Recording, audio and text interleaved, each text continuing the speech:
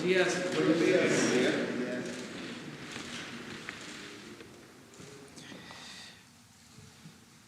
El día de hoy vamos a dedicarlo a contestar preguntas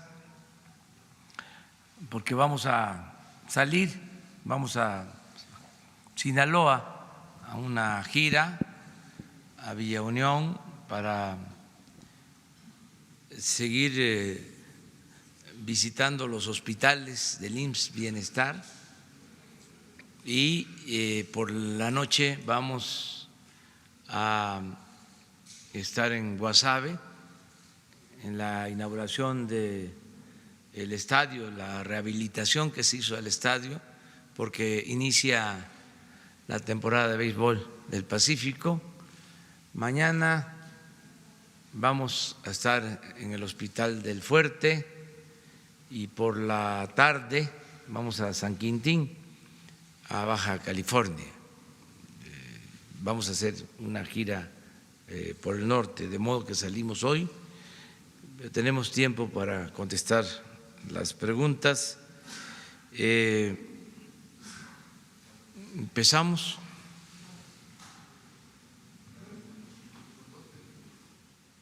¿Quedaron pendientes? Pero había lista, ¿no? Sí, había lista ahí. Buenos días, señor presidente. Eduardo Esquivel Ancona, Análisis Económico, Grupo SDP.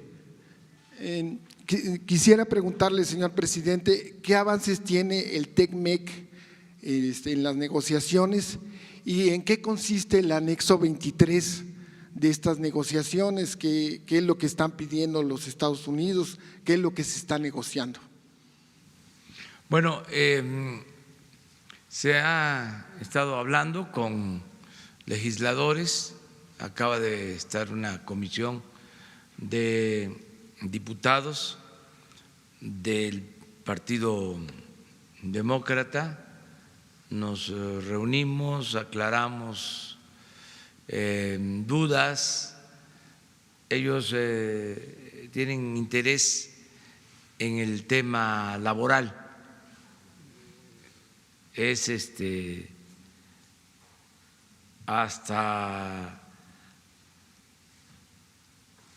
admirable, diría yo, que legisladores de Estados Unidos, del Partido Demócrata, estén preocupados por la situación laboral de los trabajadores mexicanos.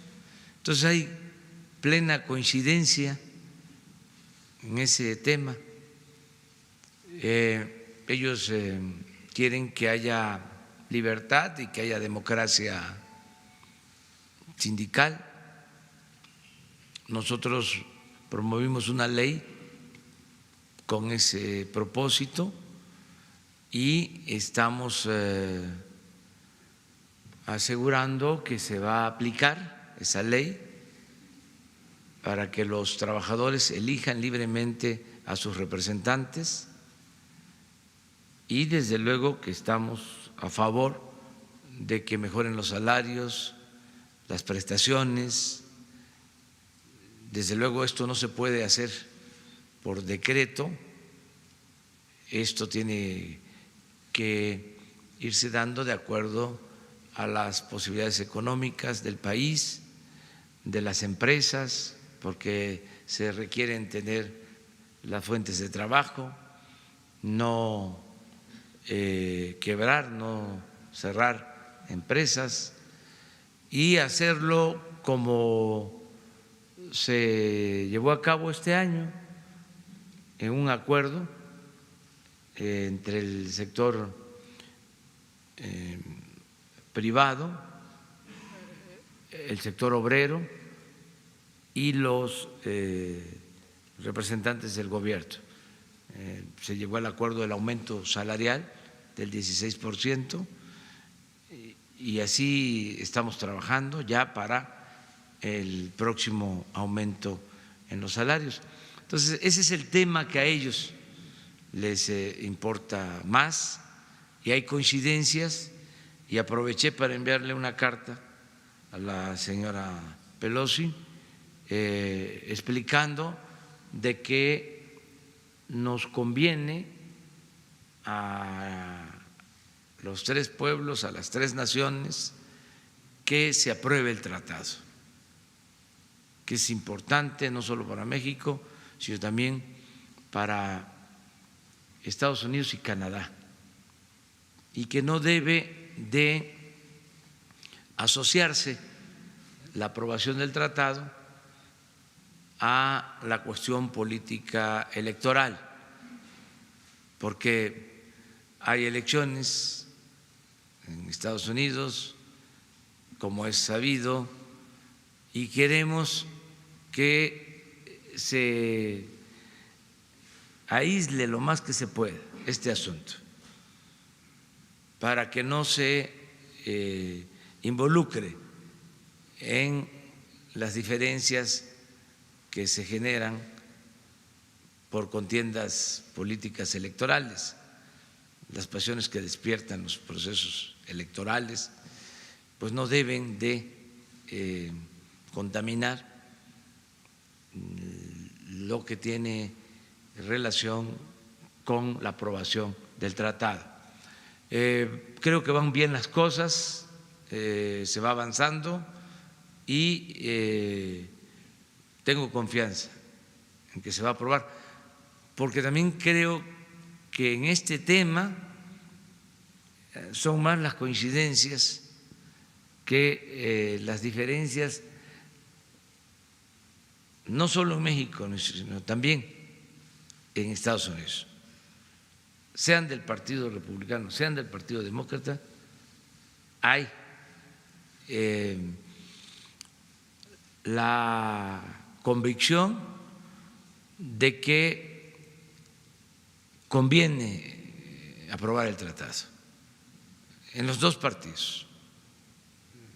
Desde luego, es normal que se pida información, se busque llegar a acuerdos en algunos temas que ya están aprobados. Nosotros pues estamos dispuestos a que se apoye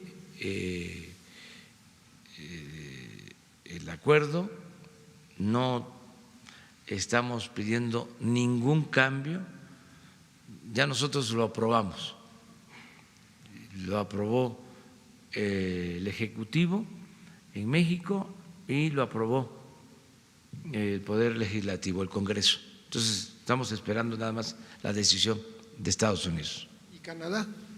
Y de Canadá, creo que en el caso de Canadá hay mejores condiciones. No quiere decir que esté complicado en Estados Unidos. Yo estoy optimista, yo incluso había pensado que para septiembre se aprobaba, todavía no termina octubre, yo creo que puede en este mes aprobarse. No veo conflictos mayores, creo que no conviene a nadie el que se demore, el que se retrase la aprobación del tratado en Estados Unidos. Desde luego, somos respetuosos de la soberanía de ese país y de la independencia del Poder Legislativo, del Congreso de Estados Unidos. Muchas gracias. Miren, está Urbano.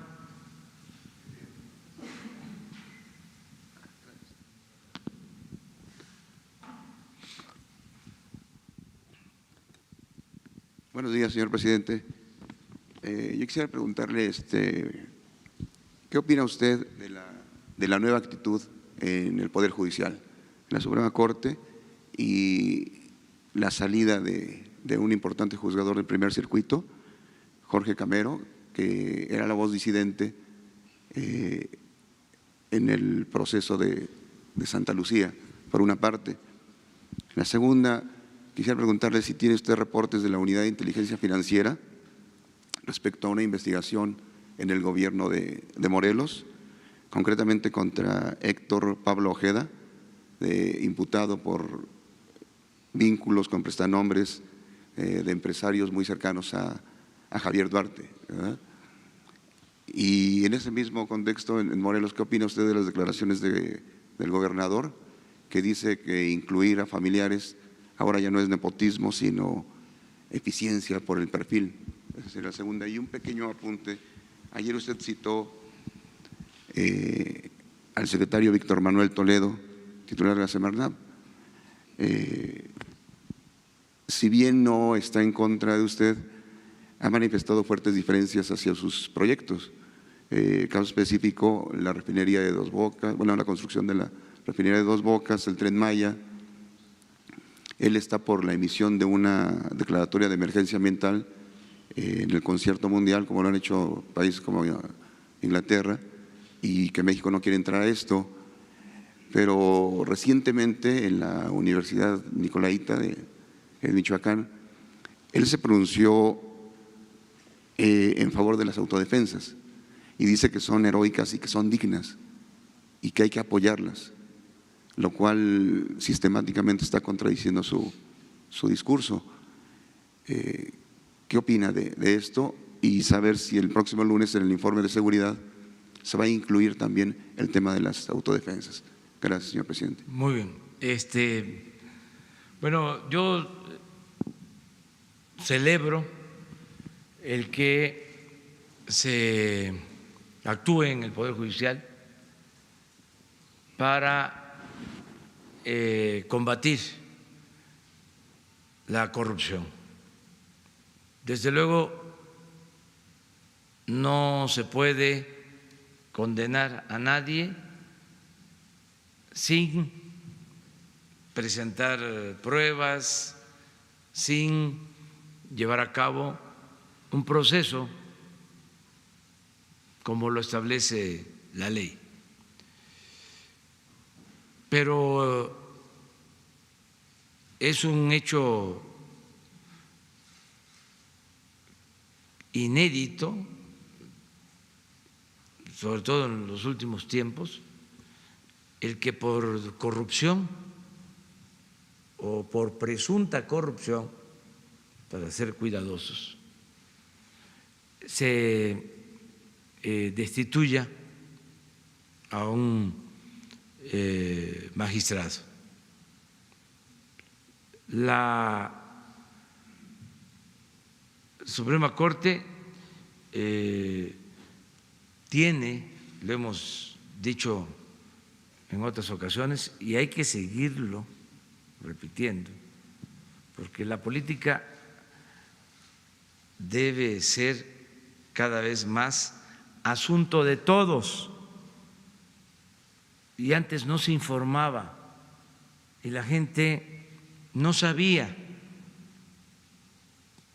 cuál era la función de las instituciones, cuáles eran esas funciones y cómo actuaban las instituciones. Por ejemplo, si preguntamos a quienes nos están viendo, en honor a la verdad que es revolucionaria, la mentira es reaccionaria, ¿quiénes sabían que existía la judicatura en el Poder Judicial? Y si añadimos a esto y preguntamos si sabían de la judicatura, pero si sabían sobre las funciones de la judicatura, yo estoy seguro que la mayoría de los mexicanos no tiene conocimiento de esta institución. En la época de la Reforma y de la República Restaurada, el ciudadano en general conocía la Constitución, estaba más informado. Ahora hay un despertar ciudadano, hay una etapa nueva, se informa más y hay que aprovechar para estar informando, orientando sobre estos temas.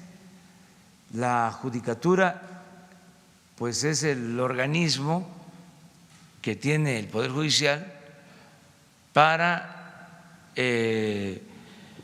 resolver las diferencias o las malas conductas que se puedan dar al interior del Poder Judicial.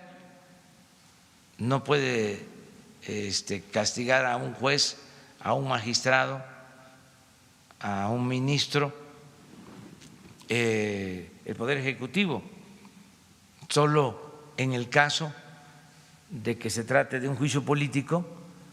Eso corresponde al Poder Legislativo, pero el órgano interno encargado de que no haya corrupción en el Poder Judicial, que los jueces actúen con rectitud, con apego a la legalidad, pues es este organismo, la Judicatura. Y entiendo que este organismo es el que ayer toma la decisión de separar a este magistrado para llevar a cabo una investigación. Esa es la información que tengo. Me parece muy bien, porque imagínense, existía la judicatura o ha existido y nunca se castigaba a jueces, a magistrados, a ministros menos. Y cómo sí a los integrantes del Poder Ejecutivo se les castiga y se les señala si son corruptos, incluso en el caso de legisladores, lo que tiene que ver con el Poder Legislativo. Y en el caso del Poder Judicial había mucho hermetismo, era como el castillo de la pureza. Y ahora se dan estos casos. Por eso lo celebro. Y desde luego esto va a generar polémica, pero qué bueno que se ventile todo este asunto. Y los que se sientan afectados, pues van a decir que es una represalia, pues tienen todo el derecho de probar si existe represalia, y quien está tomando esta decisión tiene que probar de que en efecto hay corrupción. Tengo entendido de que se trata de un depósito de 80 millones de pesos. Estas cosas, de ser ciertas, no se pueden tolerar. Y por eso lo celebro, porque no solo es limpiar de corrupción el Poder Ejecutivo, hay que limpiar de corrupción el Poder Judicial, el Poder Legislativo, todo el gobierno, de arriba para abajo, y que no haya impunidad.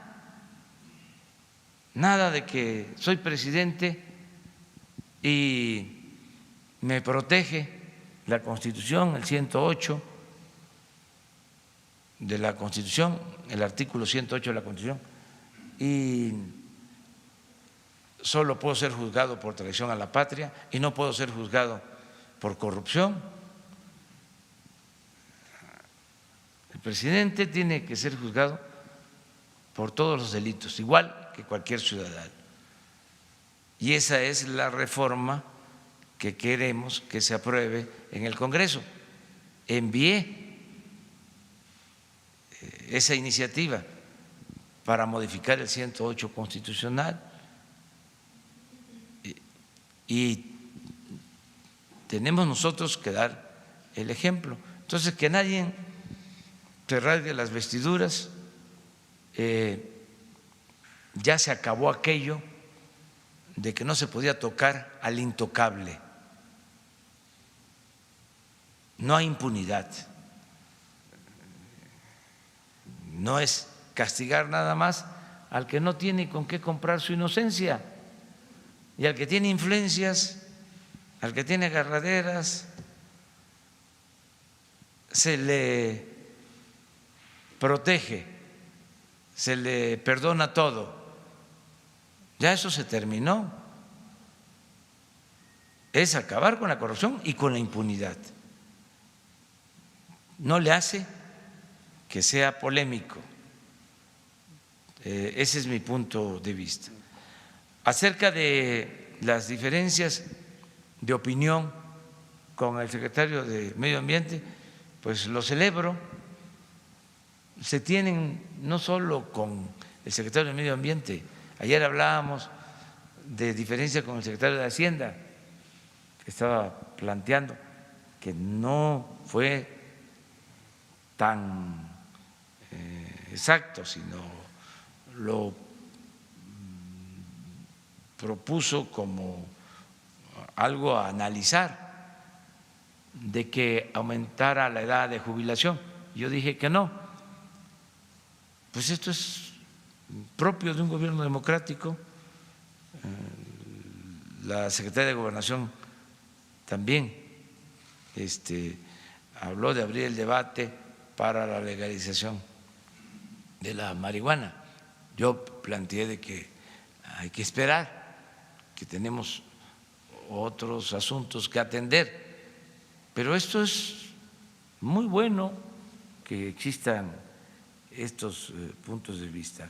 No sé cuál otra pregunta. Yo le agradezco mucho al gobernador de Morelos, Cuauhtémoc Blanco, porque fui a una gira a Morelos y esto no solo es Morelos, es Veracruz, es el Estado de México, es Guerrero, Michoacán, Oaxaca, en donde se fue haciendo una costumbre por el abandono a los caminos, de que la gente, niños, adultos, tapan los huecos con tierra. Me tocó verlo mucho tiempo y he hecho hasta videos cuando estaba en la oposición. Me acuerdo de un video que hice en la Sierra de Puebla, de Zacapuastla a Zacatlán, donde también gente tapando los huecos, los baches con tierra. Y ahora regreso, bueno, estoy de nuevo recorriendo los pueblos como siempre y lo mismo. Entonces, ni modo que pase yo y que no diga nada. Entonces grabé un video diciendo, vamos a ponernos de acuerdo para resolver esto, que no se tenga que llevar a cabo este tipo de acciones. La autoridad municipal, las autoridades estatales, la autoridad federal en lo que corresponde. Se tiene también que saber que está muy bien delimitado cuáles son carreteras federales, cuáles son estatales o locales, pero corresponda a quien corresponda, se tiene que evitar eso,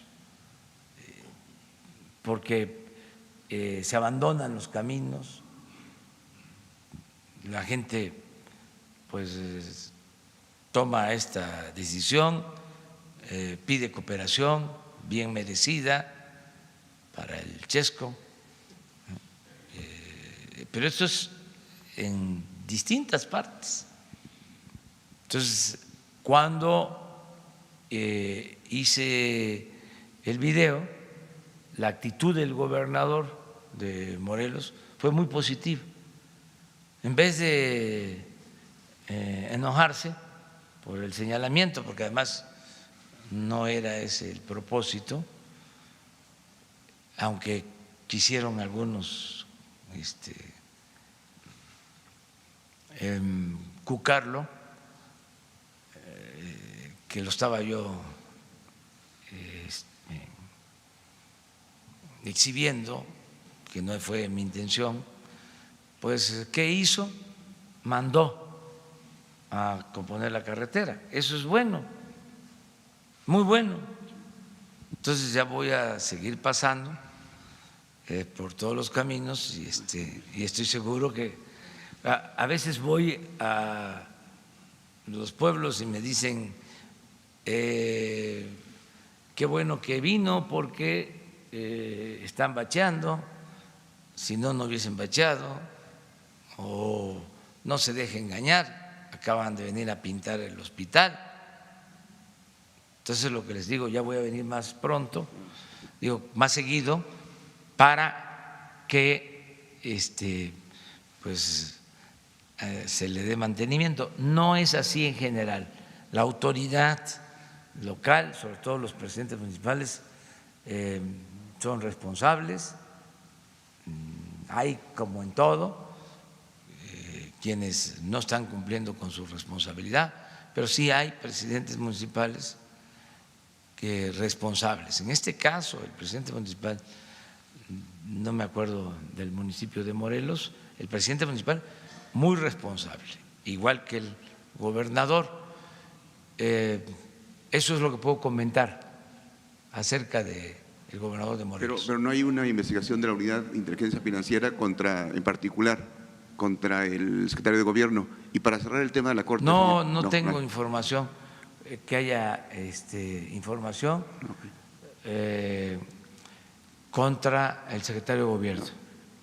Bien, y para cerrar el tema de la Corte, ¿qué opina usted de que el ministro presidente se mantiene en su dicho de que fue presionado por el expresidente Felipe Calderón Hinojosa? Bueno, ahí respeto su punto de vista, no me meto en eso. Yo la opinión que tengo del ministro Saldívar, presidente de la Corte, es que es un hombre íntegro, que le tengo confianza.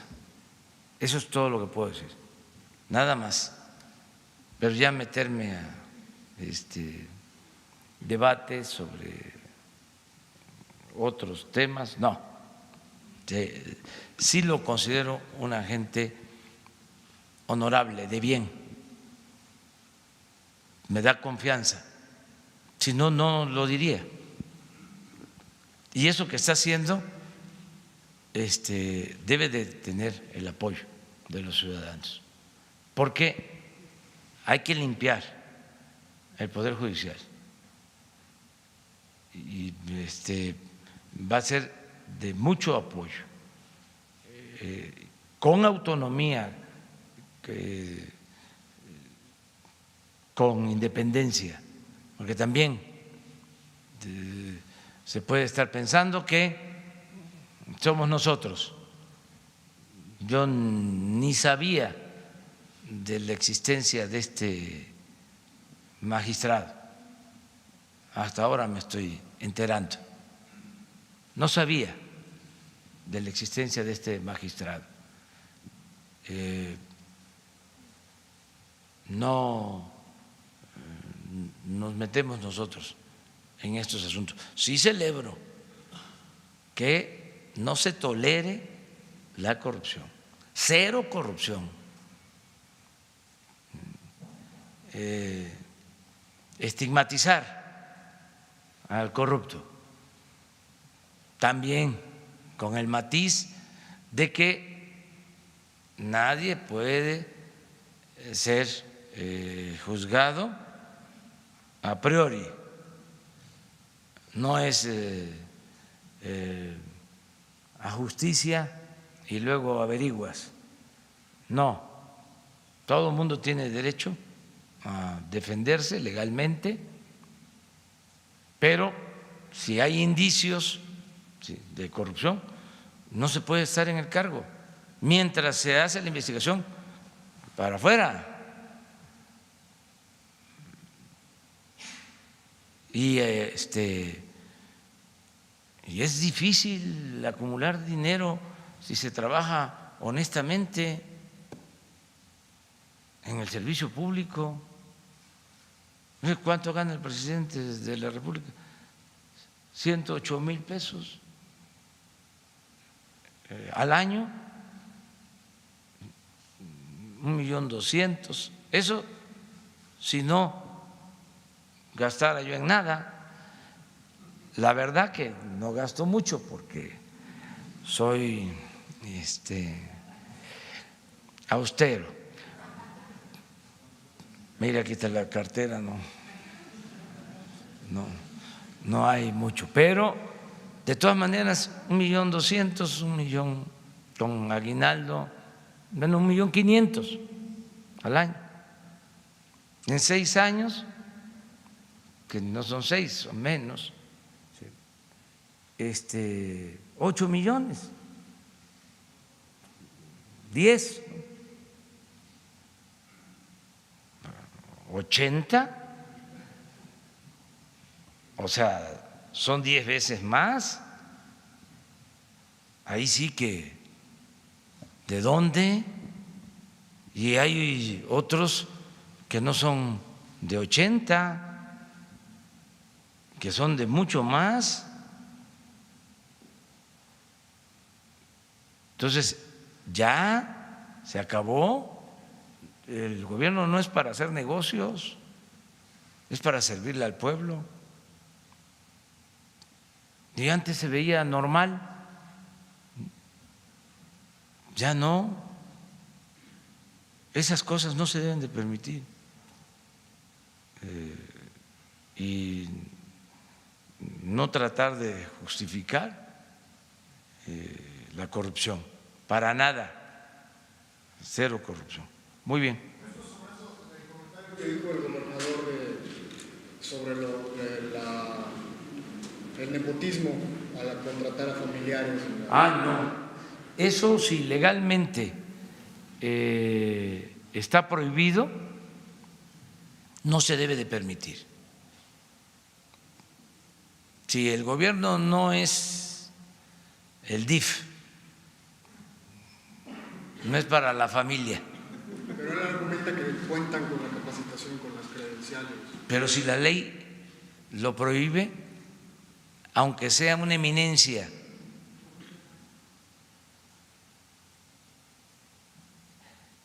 y además no solo es un asunto legal, es un asunto ético.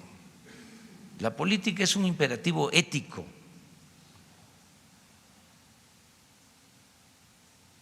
Pero cuando menos lo legal.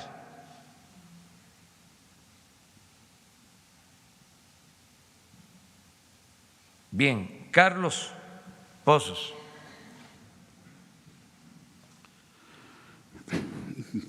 Presidente constitucional de los Estados Unidos mexicanos, su servidor Carlos Pozos, reportero de la revista Petróleo y Energía.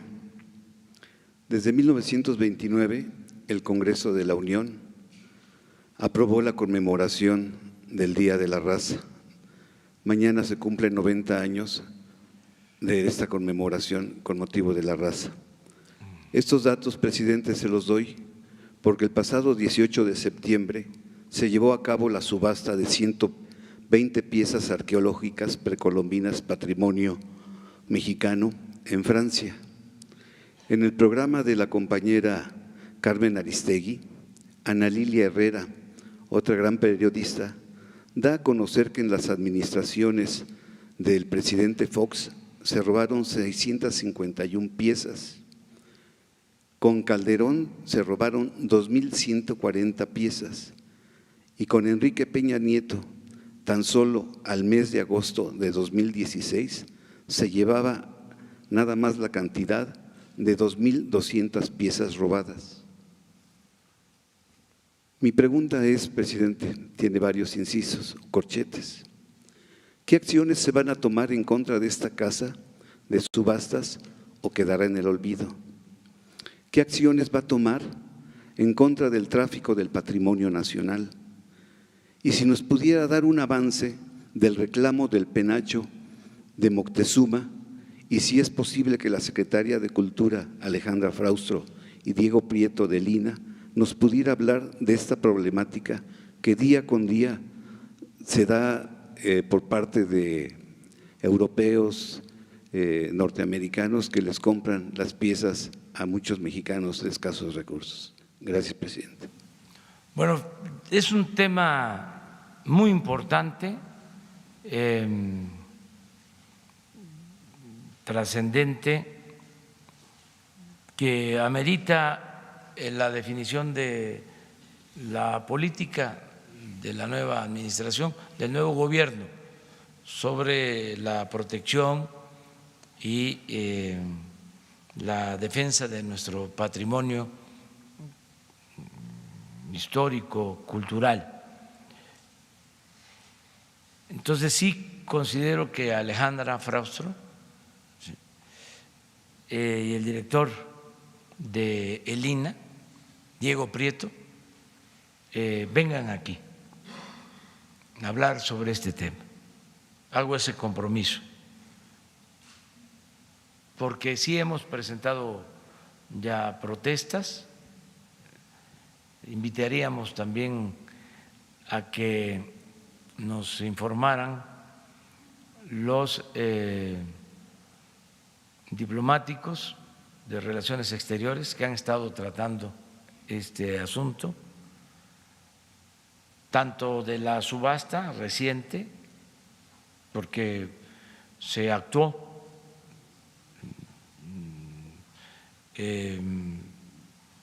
política y legalmente, como acerca de lo del penacho. Se está viendo también este tema y que nos informen de cómo vamos en esta materia, para que tengamos una información completa y objetiva sobre este tema, que es muy importante, sobre todo por lo de mañana y porque ya viene la conmemoración de los 200 años de la independencia en el 21. Entonces, estamos trabajando también para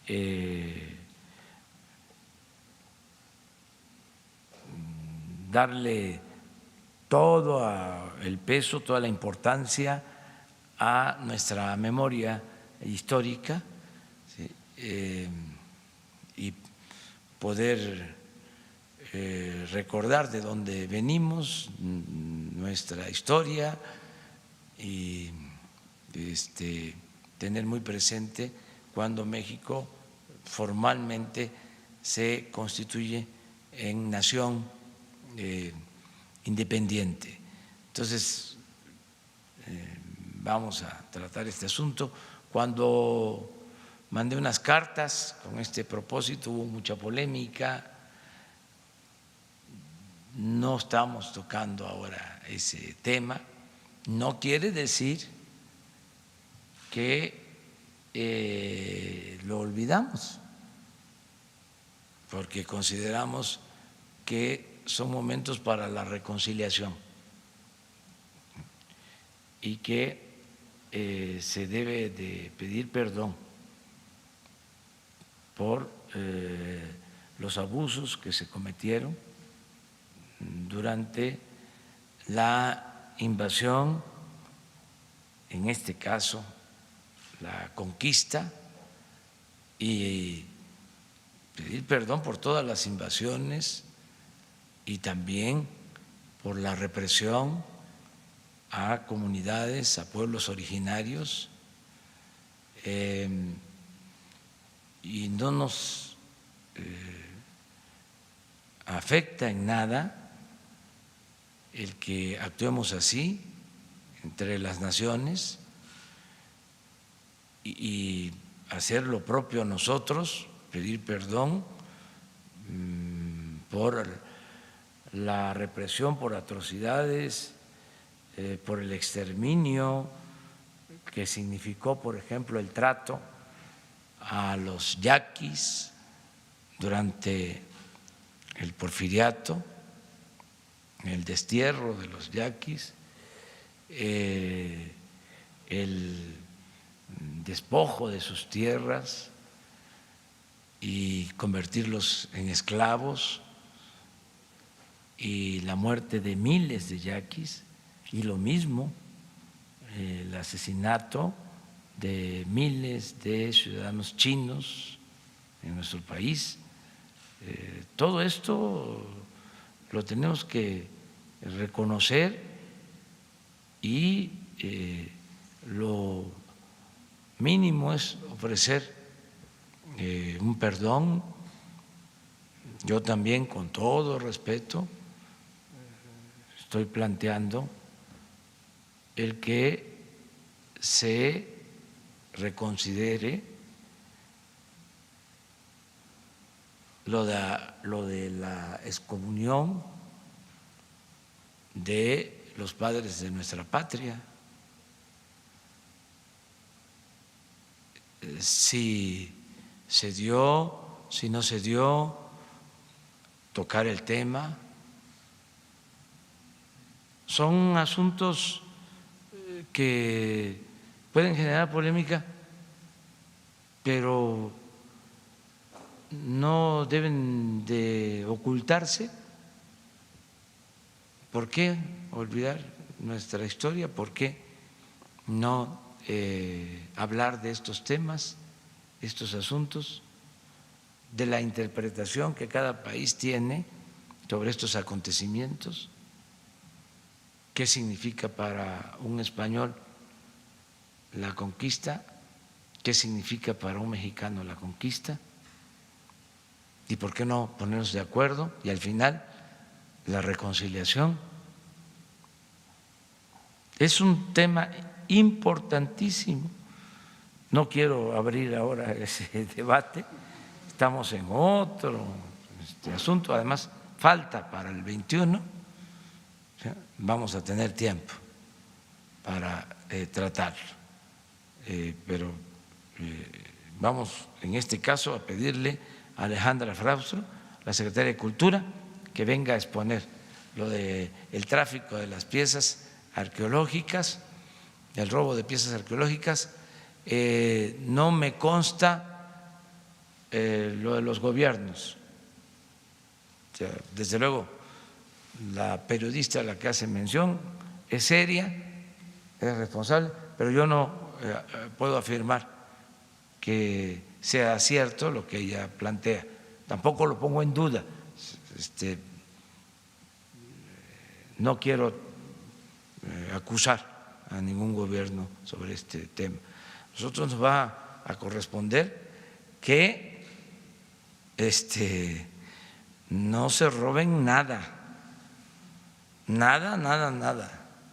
Aquí, por ejemplo, está el patrimonio cultural, obras de artes de la Secretaría de Hacienda. Se están ahora revisando inventarios porque pintores, artistas pagaban sus impuestos, creo que lo siguen haciendo, no estoy tan seguro, con obras de arte. Y también hubieron gobiernos que compraron colecciones de obras de arte. Entonces estamos viendo dónde están las esculturas, las pinturas, dibujos, todo lo que es patrimonio de la nación que tiene en custodia la Secretaría de Hacienda y tener los inventarios para que no desaparezca nada absolutamente.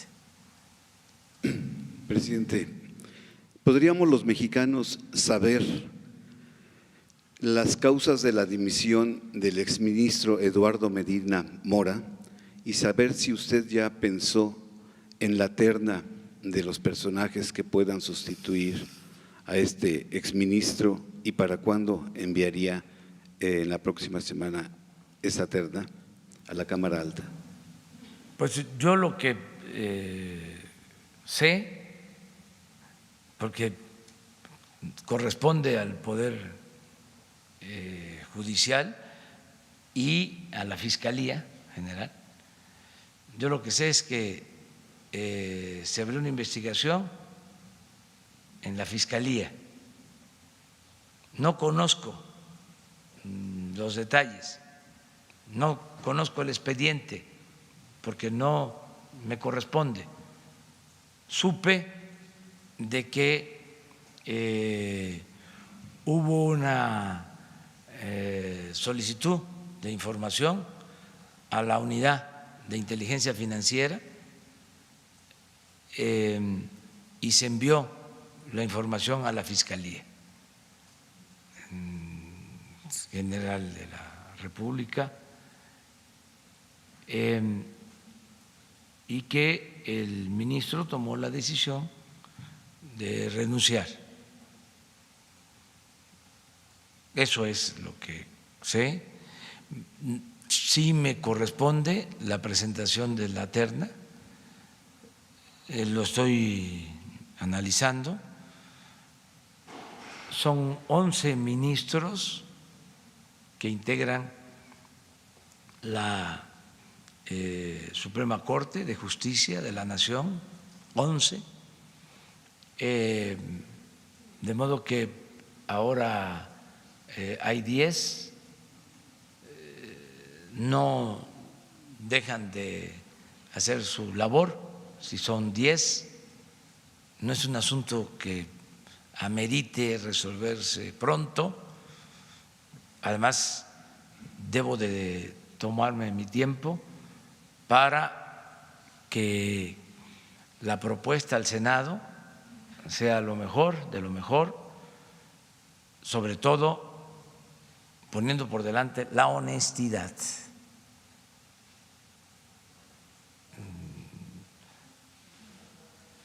99.9 honestidad y el resto conocimiento y deseos de trabajar. Sea hombre o sea mujer. Sea hombre o sea mujer. Honestos, ¿sí? Mujer o hombre. También creo que hay de los 10 ministros 3 mujeres o dos. Por eso casi es un clamor el que la propuesta que la terna sean mujeres. Pero todo eso lo estoy analizando bien.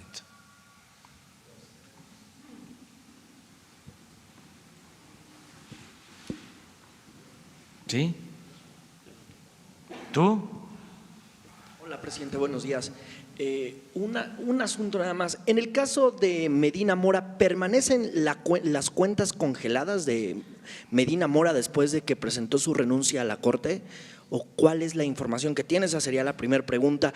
Y la segunda, ¿cuál es su opinión en torno a que este domingo van a salir, se ha convocado a los ciudadanos de Baja California a salir a una consulta ciudadana para definir si se debe quedar Jaime Bonilla como gobernador 2 o 5 años? Es una consulta financiada por Morena, por el PT y por el Partido Verde. Me gustaría conocer su opinión. Bueno, la información sobre el estado financiero de las cuentas del ministro Medina Mora no conozco a detalle cómo está. Desde luego sí se tiene, ¿no?, la información. No sé si legalmente se pueda dar a conocer. Si se puede dar a conocer, le voy a pedir a Santiago Nieto que les informe el día de hoy. Sí, es que ayer justo en su cuenta de Twitter ponía que se habían suspendido algunas cuentas de Medina Mora después de su renuncia a la Suprema Corte. ¿Lo puso quién? Santiago Nieto en su cuenta de Twitter. Esto porque ayer una columna periodística reportaba que pues había como pues sospechaba esta columna de que se habían congelado las cuentas a fin de que pudiera renunciar o antes de que presentara su renuncia a la Corte. Sale Santiago Nieto y dice no es cierto, se las congelamos después de que renunció a la Suprema Corte, pero la pregunta es si permanecían congeladas o si usted tenía algún dato de ese asunto. Es lo que pueda aportar Santiago Nieto. Yo considero que eso es lo real, lo que Santiago está informando. Okay. Y si hace falta más información, y no es contrario al procedimiento legal, pues que se dé toda esta información. Eso es mi punto de vista, que se informe, solamente con la limitante de que no debe de afectarse el debido proceso. Eso es lo único. Sí. Pero si ya lo dio a conocer en el Twitter, quiere decir, él es abogado, que no hay ningún problema. Entonces, es cosa de que vuelva a insistir sobre eso. Hoy va a informar. Entonces, acerca de lo de Baja California, yo voy para allá mañana. Yo no voy a estar el domingo, pero voy a San Quintín, voy a ver lo del sistema de salud en Ensenada y en especial en San Quintín. San Quintín pertenece al municipio de Ensenada. Entonces voy a eso básicamente y no me estoy entrometiendo en este asunto. Yo lo que dije y sostengo es que hay que respetar la decisión de la autoridad competente, que si la autoridad competente, si es el Tribunal Electoral, resuelve de que son 2 años, son 2 años. Al margen de la ley, nada. Por encima de la ley, nadie. Si la autoridad competente resuelve de que está bien la decisión que tomó el Congreso local, pues eso, el que no son 2 años sino más, pero que sea la autoridad la que resuelva, la que corresponda. No meternos nosotros. Yo no estoy involucrado en este asunto, es algo incluso que me produce pena, me da pena, porque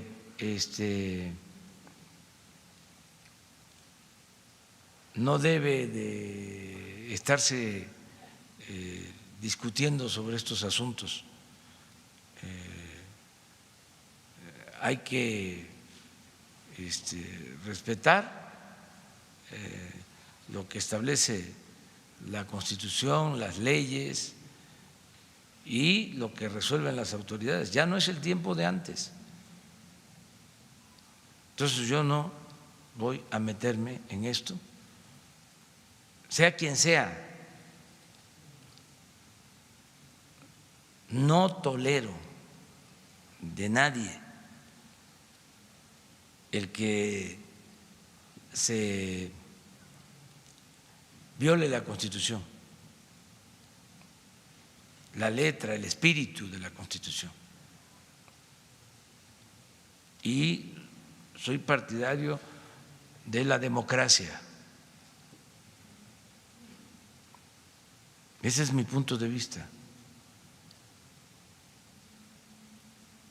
sobre este tema. Vamos a esperar. Esa consulta… Hay una instancia, debe de haber una instancia legal que va a resolver. Pues esa instancia… Pero entonces esa consulta no sale sobrando, el sacar a la ciudadanía a que vaya a decidir una decisión que toman los diputados locales y que sobrepasa, inclusive de acuerdo a lo que bien decía ya Olga Sánchez Cordero, pues sobrepasa la jerarquía de la ley y de las decisiones que pueden tomar los diputados locales. No es como pues estar sacando de más a la ciudadanía. ¿No sale sobrando esta consulta? Es que la ciudadanía no es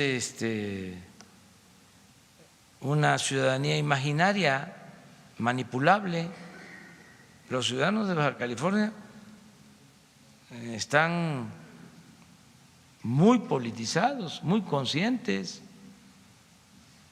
Se pueden hacer todos los ejercicios, todo el mundo tiene libertad para expresarse, manifestarse a favor, en contra. Aquí lo interesante es que debe de haber una instancia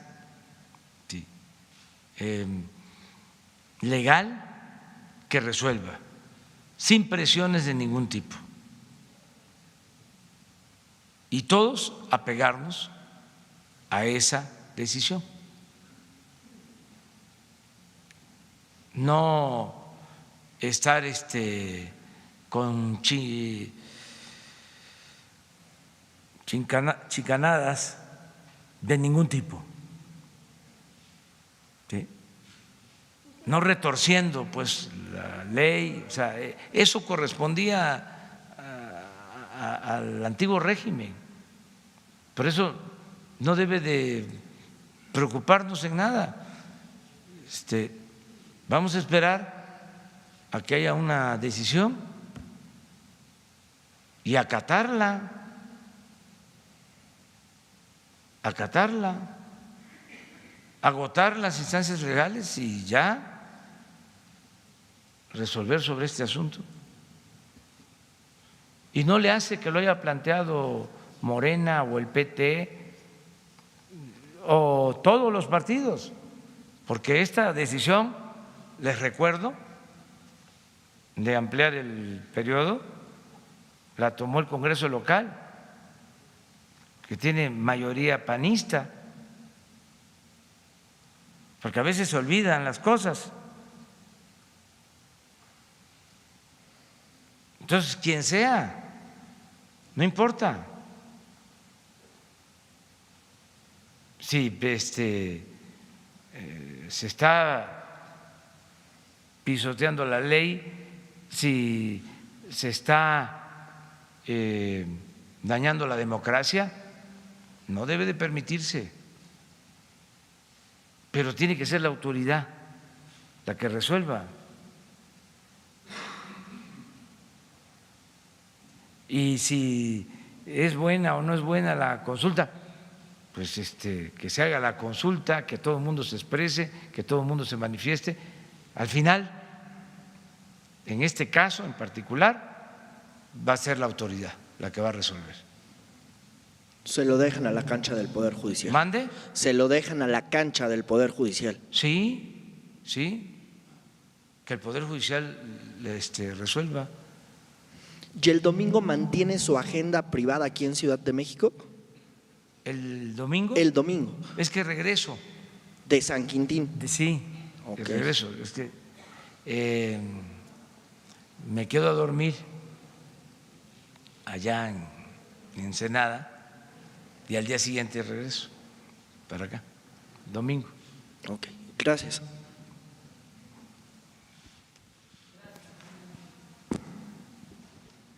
Gracias, presidente. Alfonso Párez, de Cadena Raza, Radio 620.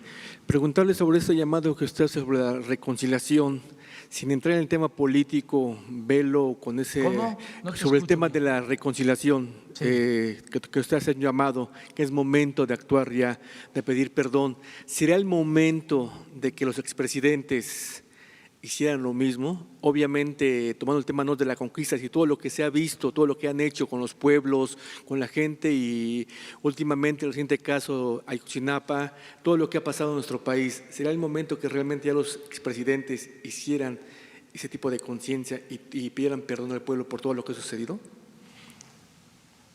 Pues sería extraordinario, pues un acto de humildad nunca visto. Sería bien recibido por la gente, ¿sí? Porque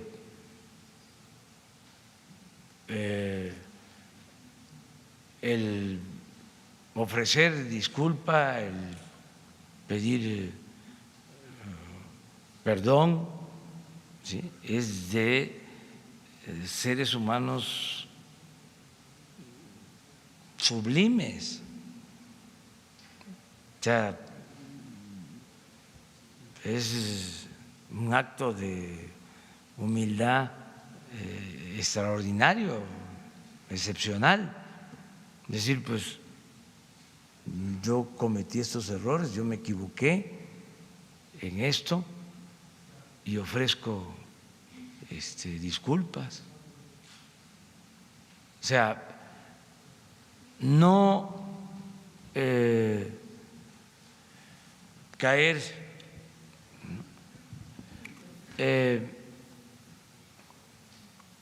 en la soberbia, ¿no? ¿Sí? Rectificar, saber rectificar, no caer en la autocomplacencia, ¿no? Eso es importantísimo. Yo no convoco a eso, eso depende de cada quien, pero si se lograra sería buenísimo para el país, sería algo muy importante. Ya me tengo que ir, porque si no, no llego. A ver. Gracias, presidente. Buenos días. Rodolfo Ortiz, de Grupo 7. El 1 de octubre platicábamos acerca del tema de los CAED, los Centros de Atención de Educación Media Superior para Jóvenes con Discapacidad.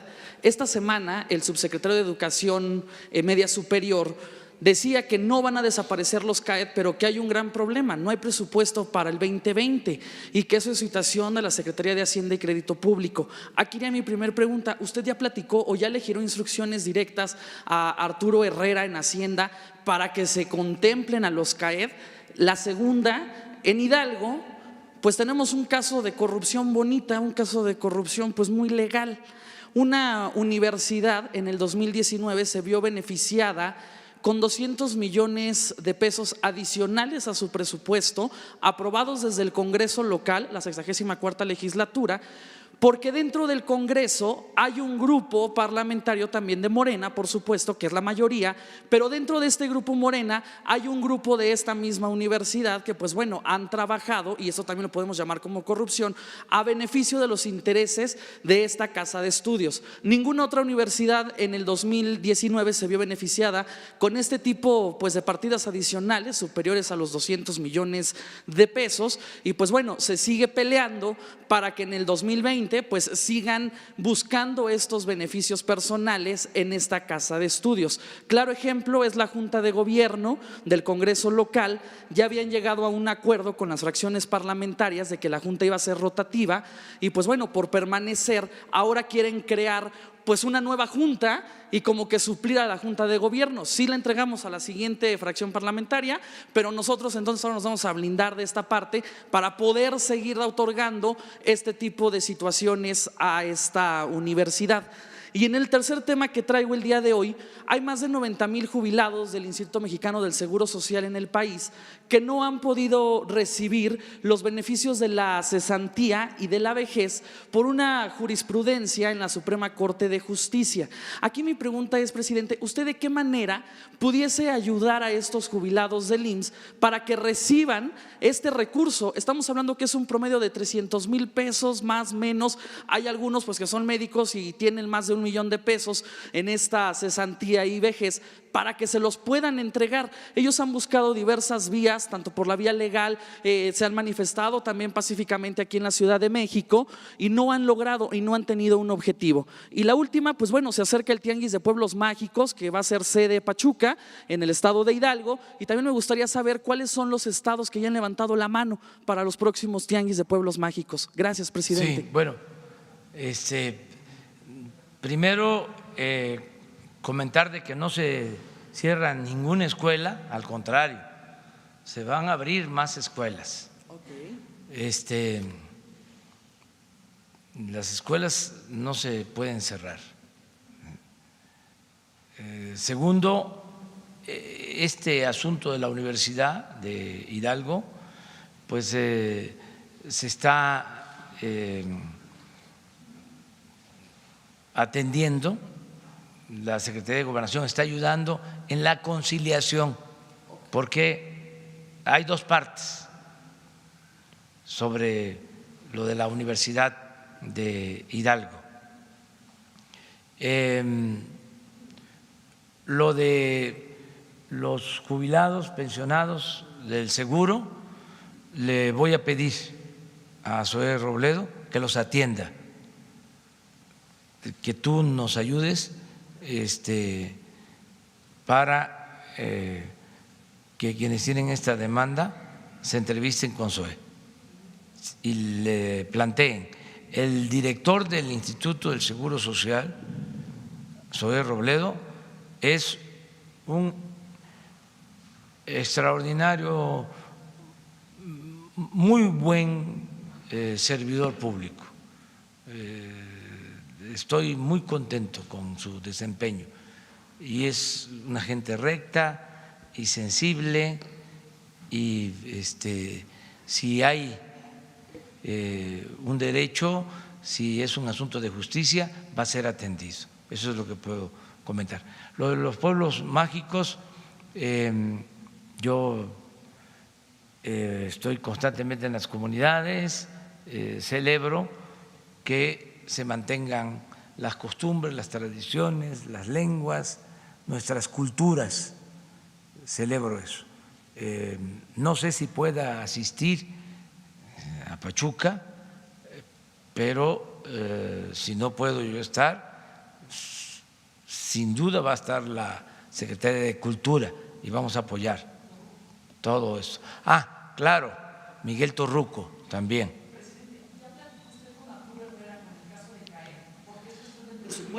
Sí, pero no es un asunto de presupuesto. O sea, afortunadamente, como no hay corrupción y hay austeridad, tenemos presupuesto.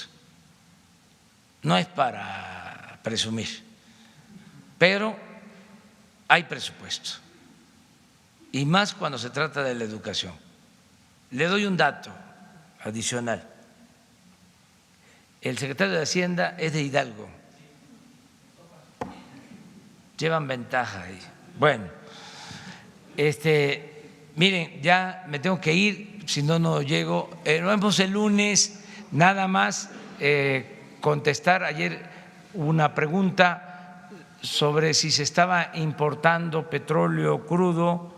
En definitiva, no estamos importando petróleo crudo. El dato que se dio fue equivocado, el dato que se publicó en la prensa no corresponde a la realidad. Cuando recibimos el gobierno, la administración pasada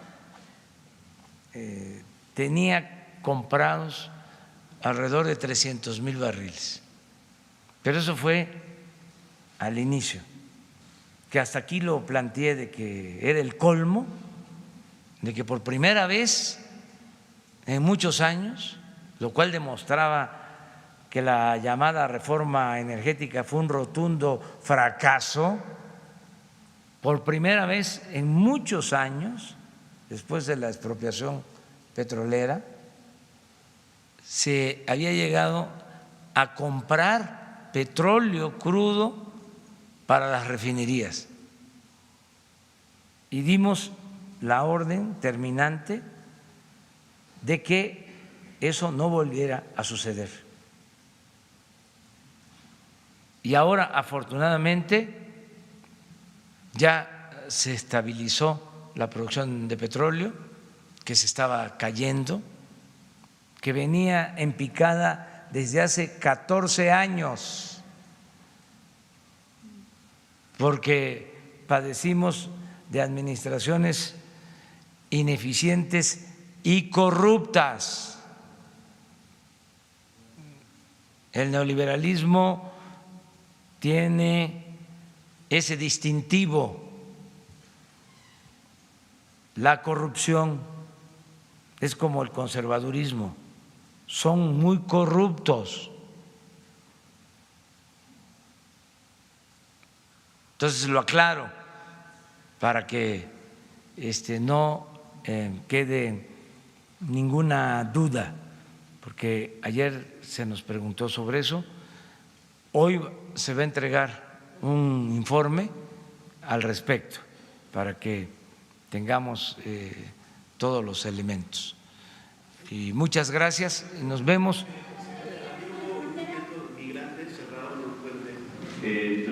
¿No vas a ir a la gira? Esta vez no voy a ir, presidente. Bueno, nos vemos el lunes. Adiós, adiós.